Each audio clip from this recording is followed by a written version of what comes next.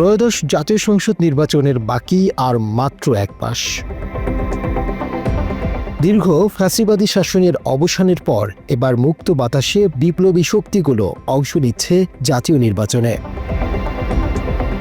2024 সালের 5 আগস্ট যে ঐতিহাসিক সন্ধিক্ষণের সাক্ষী হয়েছিল এদেশের মানুষ, তারই পথ ধরে এবার হচ্ছে নির্বাচন। কি হবে আগামীর বাংলাদেশের নায়ক? হাসিনার গুম খুনের লম্বা শাসনের পর এদেশের মানুষের কপালে কী বা আছে তা নির্ধারণ হবে আগামী 12 ফেব্রুয়ারি। শুক্রবার নিজের ভেরিফাইড ফেসবুকে এক পোস্টের মাধ্যমে আগামী জাতীয় নির্বাচন নিয়ে একটি অনলাইন জরিপ করেছেন অনুসন্ধানী সাংবাদিক ইলিয়াস হোসাইন। ওই পোস্টে অনুসারীদের এক প্রশ্ন ছুড়ে দিয়ে ইলিয়াস লিখেছেন, বিশ্ববিদ্যালয়গুলোর মতো জাতীয় নির্বাচনেও জামায়াত জিতবে নাকি সংসদ নির্বাচনে বিএনপি জিতবে? ওই পোস্টের ভোটে বিএনপির জন্য 1 এবং জামায়াতের জন্য 2 নম্বর ঠিক করা হয়।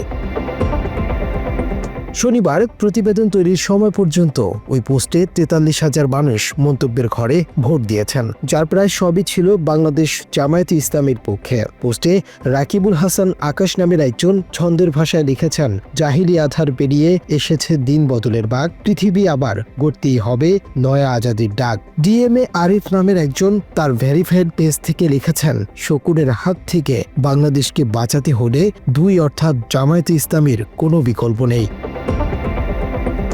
তবে বিএনপির পক্ষে মন্তব্য কম পড়লেও কেউ কেউ ধানের শীষে ভোট দেওয়ার আহ্বান করেছে ইলিয়াস হোসাইনের পোস্টে। এর মধ্যে মোহাম্মদ ইয়াসিন নামে একজন লিখেছেন, বিএনপি মনোনীত সকল নেতাই যোগ্য, তিনি টেনশন ছাড়াই ধানের শীষে ভোট দেওয়ার আহ্বান জানান।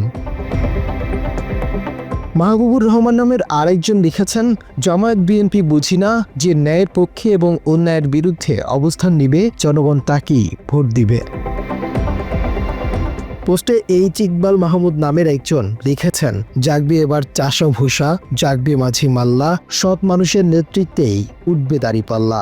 জামায়াতের প্রতি আশা রেখে মোহাম্মদ হাবিব লিখেছেন, বিপ্লব হওয়ার সম্ভাবনা বেশি, না হয় বলা কষ্টকর, তারপরও যারা কোনো দলের না তাদের সবাই আশা রাখি জামায়াত। বেশিরভাগ মন্তব্যকারী নিরপেক্ষ ভোট হলে জামায়াতের বিজয়ের ব্যাপারে আশাবাদ ব্যক্ত করেছেন। এরকম হাজারো মানুষ জামায়াতের পক্ষে নিজেদের মতামত জানিয়েছেন ইলিয়াস হোসাইনের জরিপে। 5 আগস্ট পরবর্তী বিতর্ক এড়িয়ে ব্যতিক্রমধর্মী রাজনৈতিক কলাকৌশলের কারণে শুরু থেকেই সোশ্যাল অ্যাক্টিভিস্টরা জামায়াতের প্রশংসা করে আসছিলেন। বিশেষ করে ঢাকা বিশ্ববিদ্যালয় কেন্দ্রীয় ছাত্র সংসদ ও হল সংসদ নির্বাচনে সে সময়ের ইসলামী ছাত্র শিবির সমর্থিত প্যানেলের মনোনীত প্রার্থী সাদিক কায়েমের জন্য ভোট চেয়েছিলেন সাংবাদিক ইলিয়াস। ওই নির্বাচনে নিরঙ্কুশ বিজয় লাভ করে শিবির।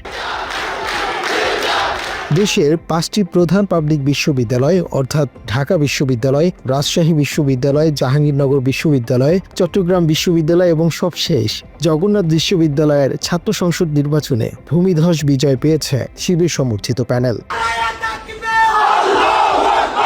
মাত্র 30% টাকায় জমির মালিক হয়ে নতুন বাংলাদেশের গড়ে তোলার স্বপ্ন দেখা বাংলা বসতি। শুধু তাই নয়, নির্বাচনী আসনগুলোতেও বাড়ছে জামায়াতের জনপ্রিয়তা। বিশ্লেষকদের মতে মেধাবী নেতৃত্ব, শিক্ষার্থী বান্ধব কার্যক্রম এবং বিতর্কে বাইরে রাজনৈতিক কলা কৌশল দিনে দিনে জামায়াতকে জনপ্রিয় করে তুলছে।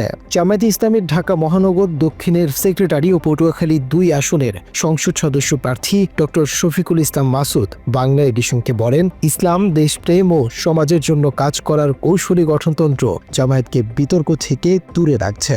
ইসলামের পূর্ণাঙ্গ অনুসরণ, 2 হচ্ছে দেশপ্রেম, 3 হচ্ছে সমাজের কল্যাণে নিজেকে নিবেদিত করা, অর্থাৎ ডেডিকেটেড করা। আমরা আমাদের যে আন্দোলনে আমরা কাজ করি, এই আন্দোলনে আমাদের এখানে পাওয়ার কিছু থাকে না দুনিয়ার দৃষ্টিতে, আমাদের শুধু দিতে হয়।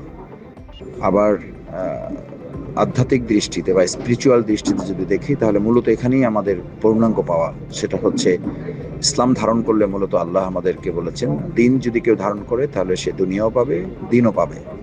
আমরা সেই হিসাবে আশা করি যে আল্লাহ তাআলা আমাদেরকে দুনিয়াতেও সম্মানিত করছেন।